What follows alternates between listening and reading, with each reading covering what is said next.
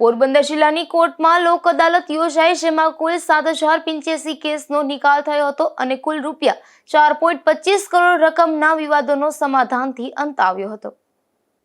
તારીખ 13 ડિસેમ્બર શનિવારના રોજ રાષ્ટ્રીય કાનૂની સેવા સત્તા મંડળ તથા ગુજરાત રાજ્ય કાનૂની સેવા સત્તા મંડળના નિર્દેશો મુજબ સમગ્ર ગુજરાતમાં રાષ્ટ્રીય લોક અદાલતનું આયોજન કરવામાં આવ્યું હતું.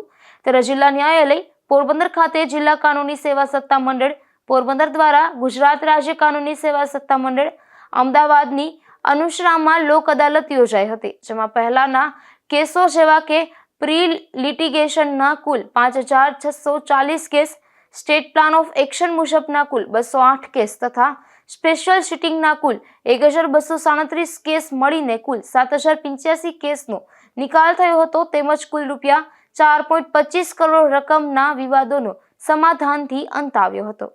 નિપુલ પોપટ, ગુજરાત ન્યૂઝ, પોરબંદર.